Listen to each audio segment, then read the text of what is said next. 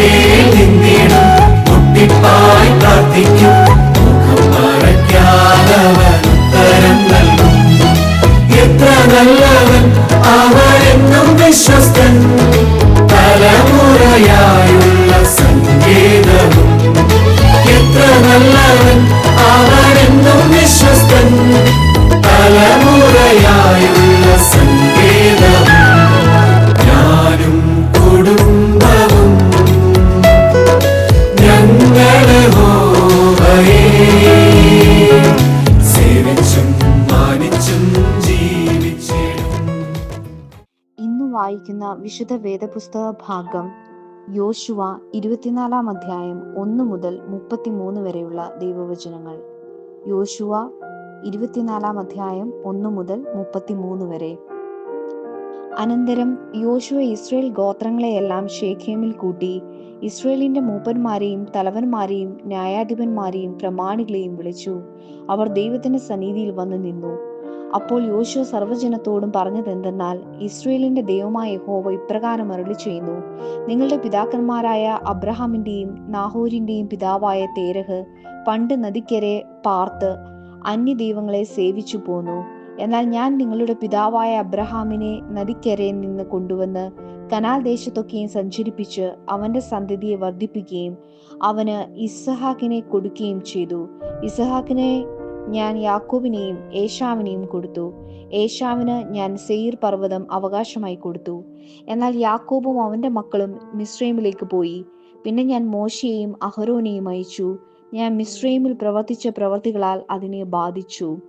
അതിനുശേഷം നിങ്ങളെ പുറപ്പെടുവിച്ചു. അങ്ങനെ ഞാൻ നിങ്ങളുടെ പിതാക്കന്മാരെ മിസ്രൈമിൽ നിന്ന് പുറപ്പെടുവിച്ചു. നിങ്ങൾ കടലിനരികെ എത്തി. മിസ്രൈമ്യർ രഥങ്ങളോടും കുതിരകളോടും കൂടെ ചെങ്കടൽ വരെ നിങ്ങളുടെ പിതാക്കന്മാരെ പിന്തുടർന്നു. അവർ യഹോവയോട് നിലവിളിച്ചപ്പോൾ അവൻ നിങ്ങൾക്കും മിസ്രൈമ്യർക്കും മധ്യേ അന്ധകാരം വെച്ച് കടൽ അവരുടെ മേൽ വരുത്തി അവരെ മുക്കിക്കളഞ്ഞു. ഇങ്ങനെ ഞാൻ മിസ്രൈമ്യരോട് ചെയ്തത് നിങ്ങൾ കണ്ണാലെ കണ്ടു. നിങ്ങൾ ഏറിയ കാലം മരുഭൂമിയിൽ കഴിച്ചു. പിന്നെ ഞാൻ നിങ്ങളെ യോർദാനക്കരെ പാർത്തിരുന്ന അമോര്യരുടെ ദേശത്തേക്ക് കൊണ്ടുവന്നു. അവൻ നിങ്ങളോട് യുദ്ധം ചെയ്തു. നിങ്ങൾ അവരുടെ ദേശം കൈവശമാക്കേണ്ടതിന് ഞാൻ അവരെ നിങ്ങളുടെ കയ്യിൽ ഏൽപ്പിച്ചു, നിങ്ങളുടെ മുമ്പിൽ നിന്ന് നശിപ്പിച്ചു കളഞ്ഞു. അനന്തരം സിപ്പോരിന്റെ മകൻ മോവാബി രാജാവായ ബാലക് പുറപ്പെട്ട് ഇസ്രയേലിനോട് യുദ്ധം ചെയ്തു. നിങ്ങളെ ശപിപ്പാൻ ബെയോരിന്റെ മകനായ ബിലയാമിനെ വിളിപ്പിച്ചു. എങ്കിലും എനിക്ക് ബിലയാമിന്റെ അപേക്ഷ കേൾപ്പാൻ മനസ്സിലായികയാൽ അവൻ നിങ്ങളെ അനുഗ്രഹിച്ചു. ഇങ്ങനെ ഞാൻ നിങ്ങളെ അവന്റെ കയ്യിൽ നിന്ന് വിടുവിച്ചു. പിന്നെ നിങ്ങൾ യോർദാൻ കടന്ന് എരിഹോവിലേക്ക് വന്നു. എരിഹോ നിവാസികൾ അമോര്യർ, പെരിസ്യർ, കനാന്യർ, ഹിത്യർ, ഗിർഗസ്യർ, ഹിവ്യർ, എബൂസ്യർ എന്നിവർ നിങ്ങളോട് യുദ്ധം ചെയ്തു. ഞാൻ അവരെ നിങ്ങളുടെ കയ്യിൽ ഏൽപ്പിച്ചു. ഞാൻ നിങ്ങളുടെ മുമ്പിൽ കടന്നലിനെ അയച്ചു.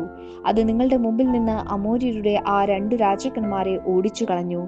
നിന്റെ വാളുകൊണ്ടല്ല, നിന്റെ വില്ലുകൊണ്ടുമല്ല. നിങ്ങൾ പ്രയത്നം ചെയ്യാത്ത ദേശവും നിങ്ങൾ പണിയാത്ത പട്ടണങ്ങളും ഞാൻ നിങ്ങൾക്ക് തന്നു. നിങ്ങൾ അവയിൽ പാർക്കുന്നു. നിങ്ങൾ നട്ടിട്ടില്ലാത്ത മുന്തിരിത്തോട്ടങ്ങളും ഒലിവുതോട്ടങ്ങളും നിങ്ങൾക്ക് അനുഭവമായിരിക്കുന്നു. ആകയാൽ നിങ്ങൾ യഹോവയെ ഭയപ്പെട്ട് അവനെ പരമാർത്ഥതയോടും വിശ്വസ്തയോടും കൂടെ സേവിപ്പീൻ. നിങ്ങളുടെ പിതാക്കന്മാർ അക്കരെയും മിസ്രൈമിലും വെച്ച് സേവിച്ച ദേവന്മാരെ ഉപേക്ഷിക്കുകയും യഹോവയെ തന്നെ സേവിക്കുകയും ചെയ്യുവീൻ. യഹോവയെ സേവിക്കുന്നത് നല്ലതെന്ന് നിങ്ങൾക്ക് തോന്നുന്നെങ്കിൽ നദിക്കക്കരെ വെച്ച് നിങ്ങളുടെ പിതാക്കന്മാർ സേവിച്ച ദേവന്മാരെയോ നിങ്ങൾ പാർത്തുവരുന്ന ദേശത്തിലെ അമോര്യരുടെ ദേവന്മാരെയോ ആരെ സേവിക്കുമെന്ന് ഇന്ന് തിരഞ്ഞെടുത്തുകൊള്ളുവീൻ. ഞാനും എൻ്റെ കുടുംബവുമോ ഞങ്ങൾ യഹോവയെ സേവിക്കും. അതിന് ജനം ഉത്തരം പറഞ്ഞത്, യഹോവയെ ഉപേക്ഷിച്ച് അന്യ ദൈവങ്ങളെ സേവിപ്പാൻ ഞങ്ങൾക്ക് സംഗതി വരരുതേ. ഞങ്ങളെയും ഞങ്ങളുടെ പിതാക്കന്മാരെയും അടിമ വീടായ മിസ്രയീം ദേശത്ത് നിന്ന് പുറപ്പെടുവിച്ച് ഞങ്ങൾ കാണുക ആ വലിയ അടയാളങ്ങൾ പ്രവർത്തിക്കുകയും ഞങ്ങൾ നടന്ന എല്ലാ വഴിയിലും ഞങ്ങൾ കടന്നു പോകുന്ന സകല ജാതികളുടെ ഇടയിലും ഞങ്ങളെ രക്ഷിക്കുകയും ചെയ്തവൻ ഞങ്ങളുടെ ദൈവമായ യഹോവ തന്നെയല്ലോ. ദേശത്ത് പാർത്തിരുന്ന അമോര്യർ മുതലായ സകല ജാതികളെയും യഹോവ ഞങ്ങളുടെ മുമ്പിൽ നിന്ന് നീക്കിക്കളഞ്ഞു. ആകയാൽ ഞങ്ങളും യഹോവയെ സേവിക്കും, അവനല്ലോ ഞങ്ങളുടെ ദൈവം. യോശുവ ജനത്തോട് പറഞ്ഞത്, നിങ്ങൾക്ക് യഹോവയെ സേവിപ്പാൻ കഴിയുന്നതല്ല.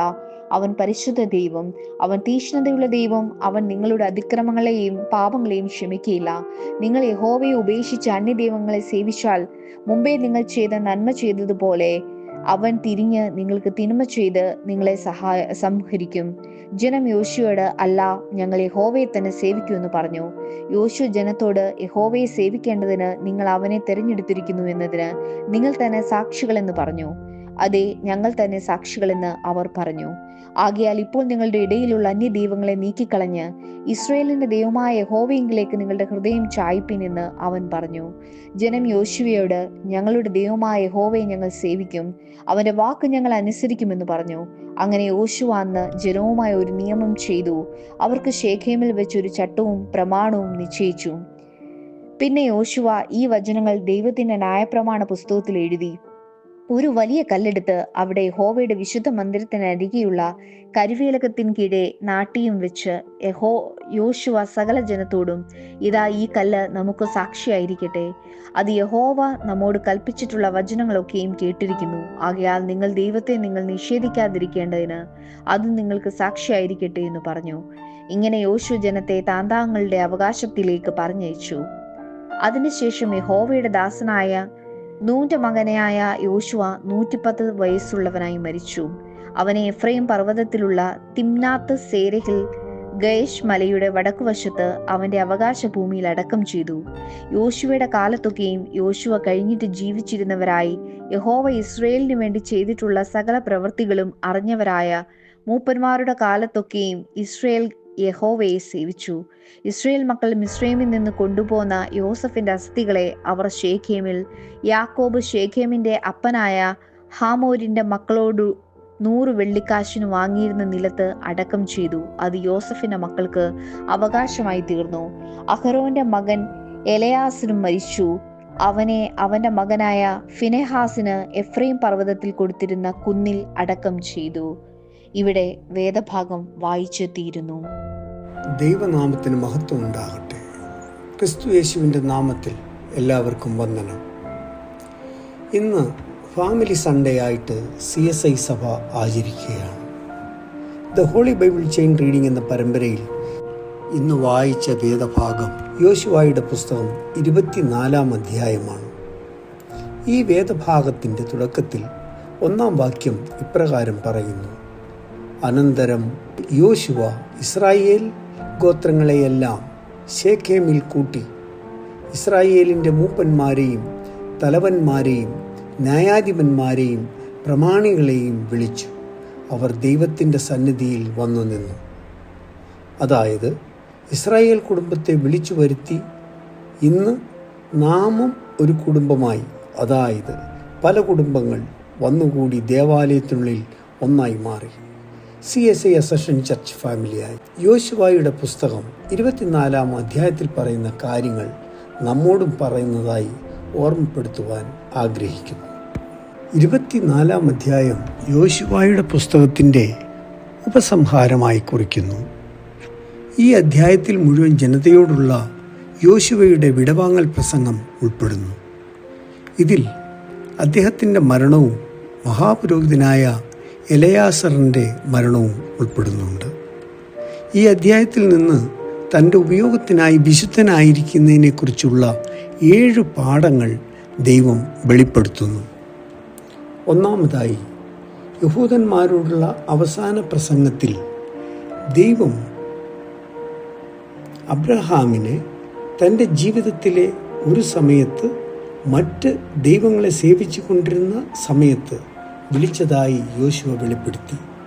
ഇതിൽ നിന്ന് നിങ്ങൾ ഒരു പാപിയായിരുന്ന ഒരു സമയത്ത് അവൻ നിങ്ങളെയും സേവനത്തിനായി വിളിച്ചുവെന്ന് ദൈവം വെളിപ്പെടുത്തുന്നു. രണ്ടാമതായി, തൻ്റെ അവസാന പ്രസംഗത്തിലും അബ്രഹാമിൻ്റെ സന്തതികളെ ഒരു വലിയ ജനതയാക്കി വർദ്ധിപ്പിക്കുന്നതിൽ ദൈവം കാണിച്ച വിശ്വസ്തതയെ യോശുവ വിവരിച്ചു.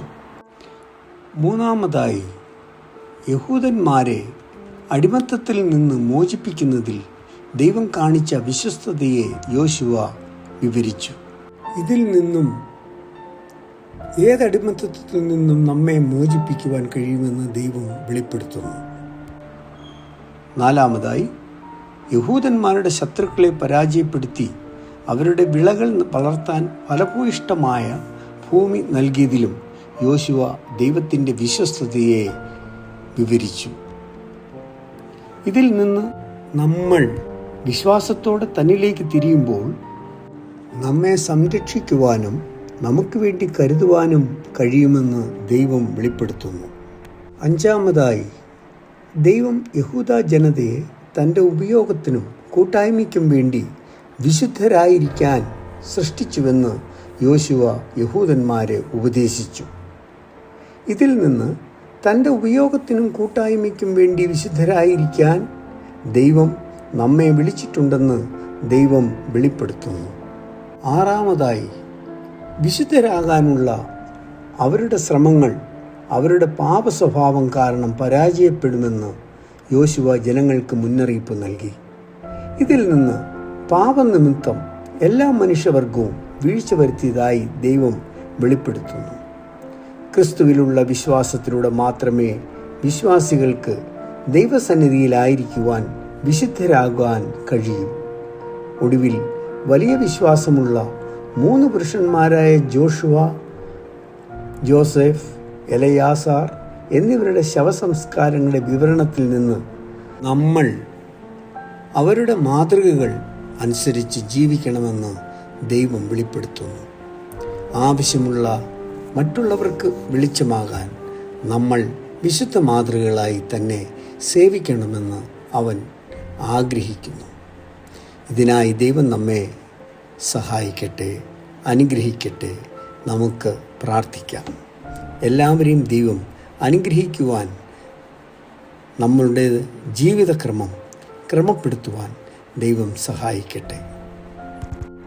2025 ജൂൺ മാസം 1-ാം തീയതി തുടങ്ങിയ the Holy Bible chain reading എന്ന പരമ്പര ഇന്ന് 28/12/2025 യോശുവയുടെ പുസ്തകം വായിച്ച് അവസാനിക്കുന്നതോടെ ഈ പരമ്പരയും അവസാനിക്കുന്നു എന്ന് വിനീതമായി അറിയിക്കുന്നു. ഈ പരമ്പരയുടെ 211 ദിവസം പിന്നിടുന്ന ഇന്ന് 281 വ്യക്തികൾ വേദപുസ്തക പാരായണം നടത്തി എന്നുള്ള വിവരവും സസന്തോഷം അറിയിക്കുന്നു. സീനിയർ സ്റ്റാർസിന് വേണ്ടി സെക്രട്ടറി NS ജെയിംസ്. രക്ഷിപ്പാൻ കഴിയാതെ വണ്ണം തൻ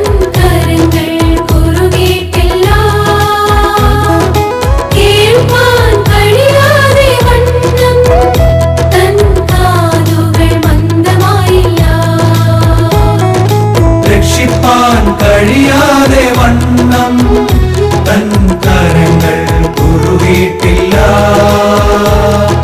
കേൾപ്പാൻ കഴിയാതെ വണ്ണം